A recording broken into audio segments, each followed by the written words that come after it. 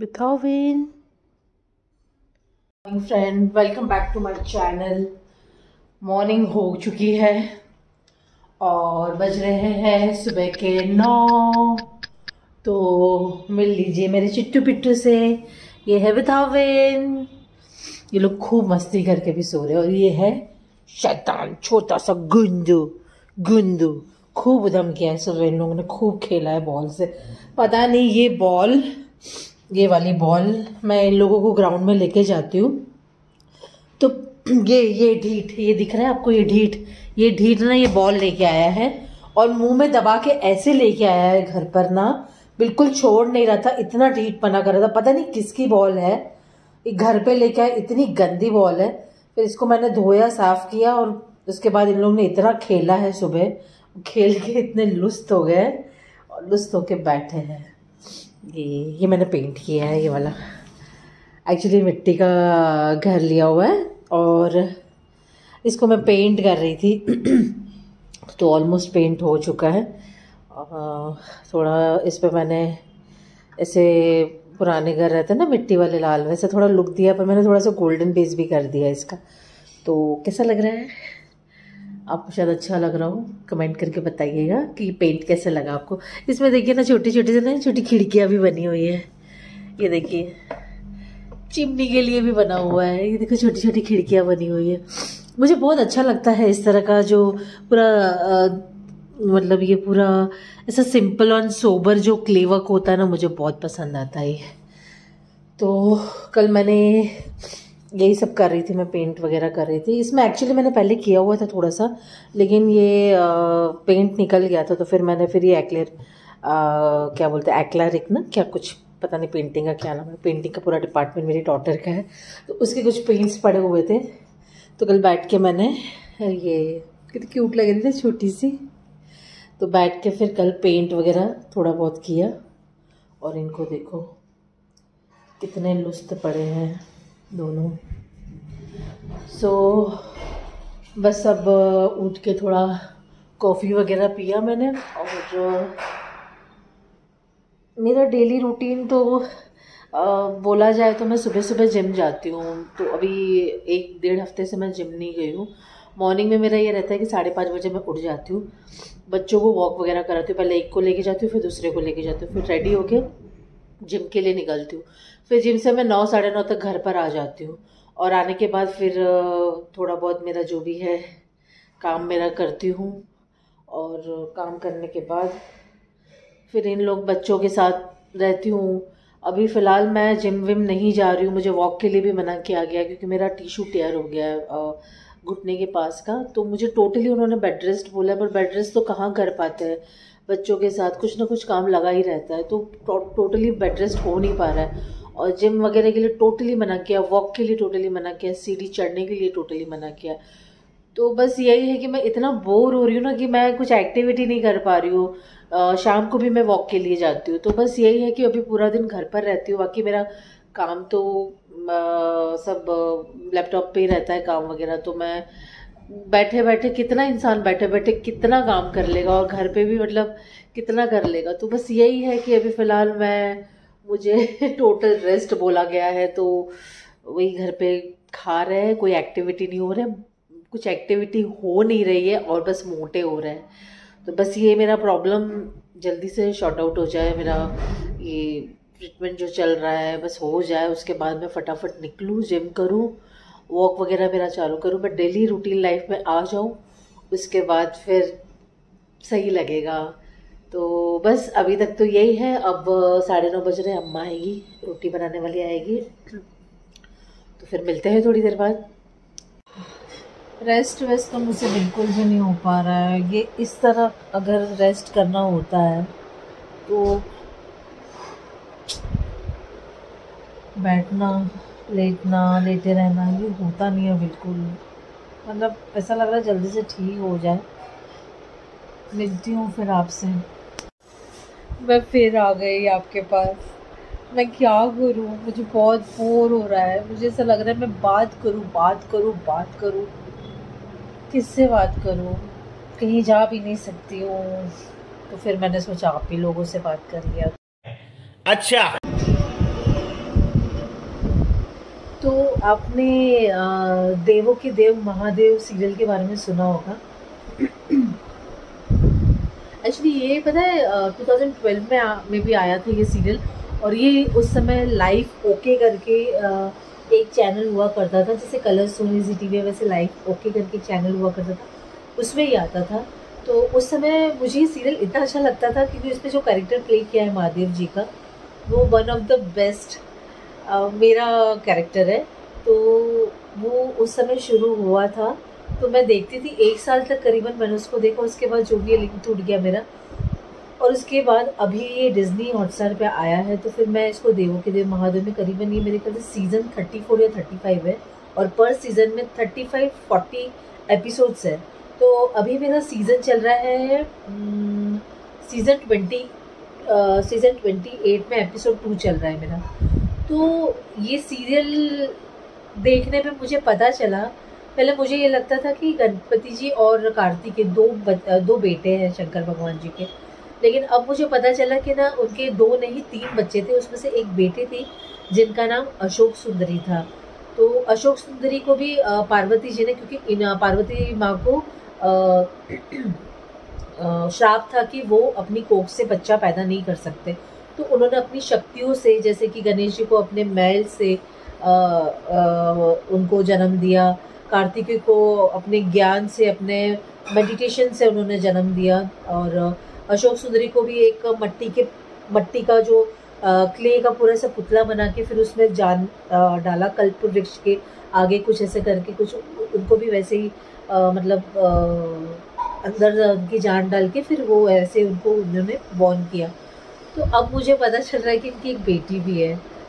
तो कहने की बात ये है कि, कहने का मतलब ये है कि हमें देखो नॉलेज देखो क्या है, और एक तो इसमें ये भी बताया गया है कि इनके पसीने की एक बूंद से भी एक दानव पैदा हुआ था, और इनके एक गुस्से से भी दानव पैदा, पता नहीं बहुत सारी चीज़ें ऐसी, अभी पूरा तो मैं आपको बता नहीं सकती हूँ, पर बस मैं यही बताना चाह रही थी कि ना इसमें जो शंकर भगवान का जो शिव का कैरेक्टर निभाया है ना, ऑसम पता है, इतना अच्छे से ये कैरेक्टर इन्होंने निभाया ना कि जैसे मैं अभी कभी आंख बंद भी करती हूँ ना, तो मैं जैसे शिव का ध्यान भी करती हूँ तो मुझे इन्हीं का चेहरा दिखता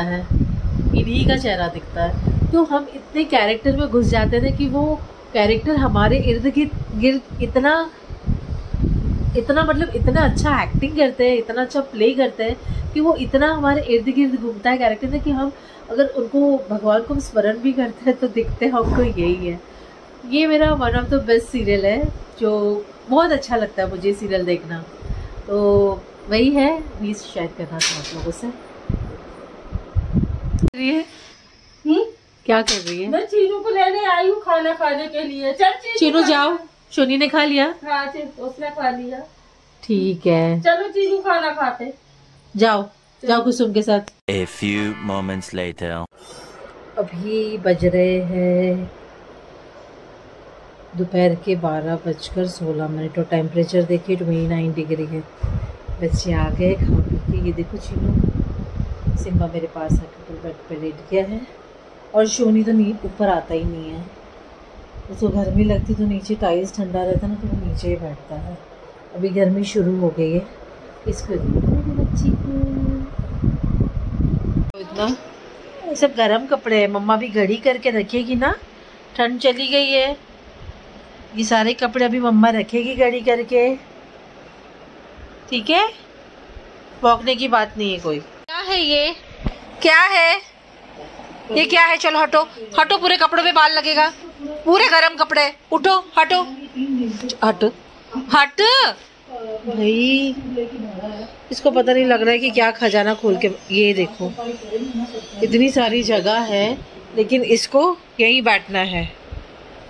कैसा है यार? रुको जरा, सबर करो। बोला धक्का बुक्की नहीं करने का, आराम से लेने का। हाँ सिम्बा, क्या है बेटा ये? मैंने यहाँ पे गरम कपड़े धूप में सुखाकर रखे हुए हैं कि मैं अब इसको पैक कर दूं, पर इसको देखो ऐसे सोया है जैसे कि नरम कोजे बिस्तर ना लगाया हो इसके लिए। अब क्या किया जाए? सारे कपड़ों पे सिम्बा तुम्हारे बाल लग जाएंगे। क्यों बेटा ऐसा कर रहे हो? उठ जाओ, उठ जाओ और मुझे सब गड़ी करने दो।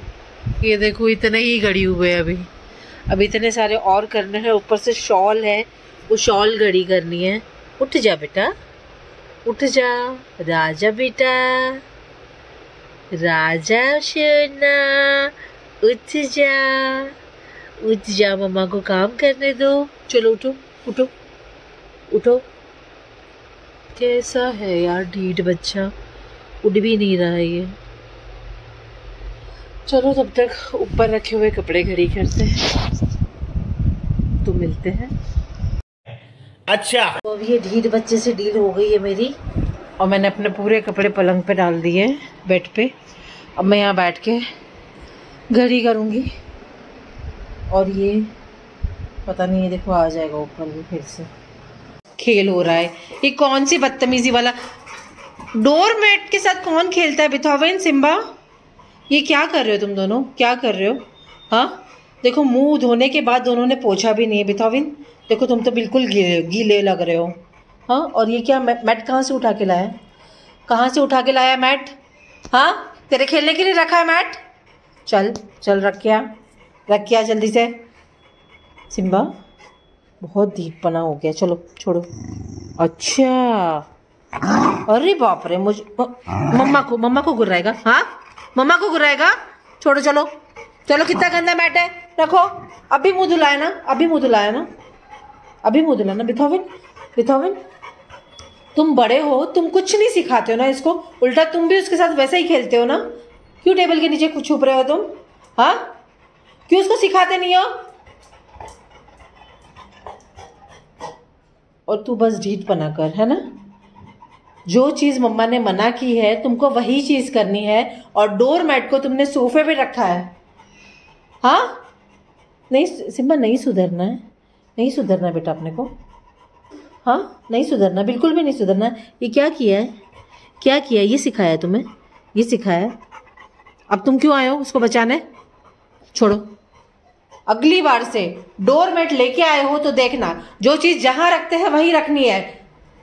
पूरा घर सर पे उठा के रखा है।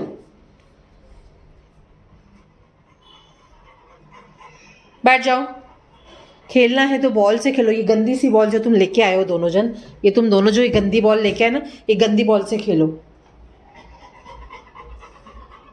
बिथोवेन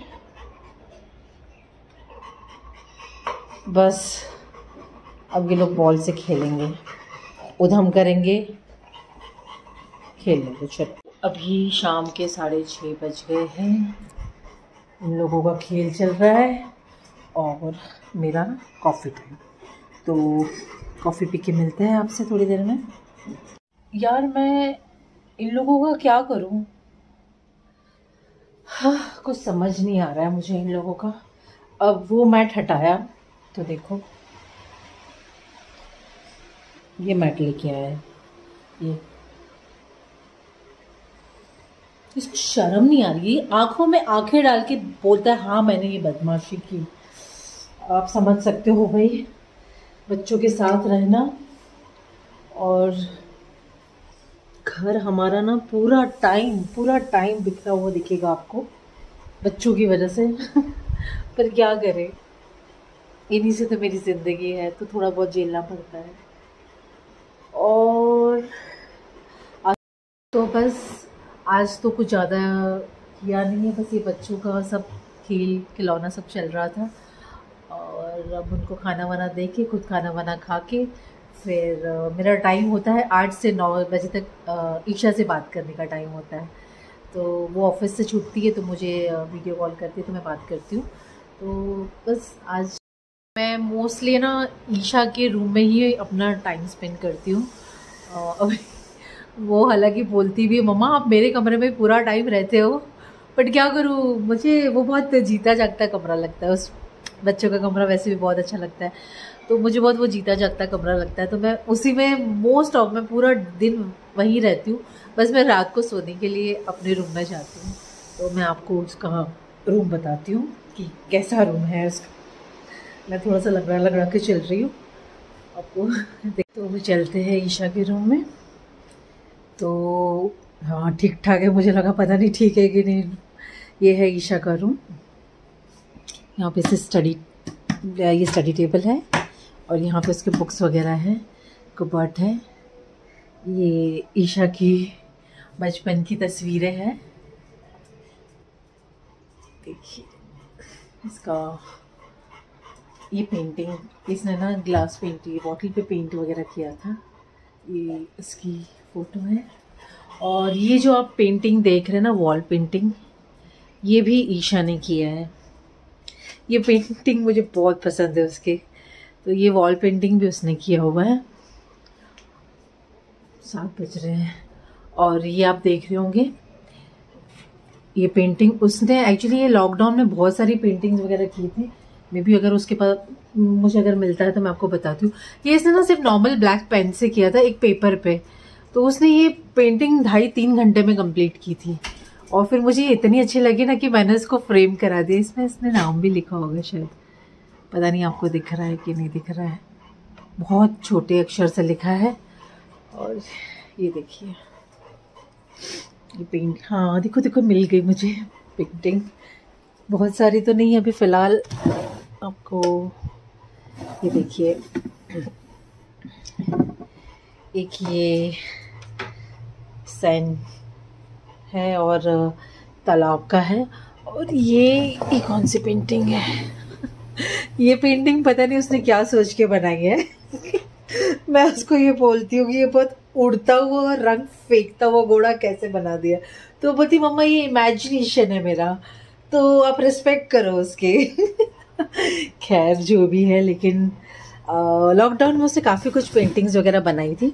तो वो काफ़ी पेंटिंग उसने अपने फ्रेंड्स के बर्थडे पे गिफ्ट वगैरह की थी।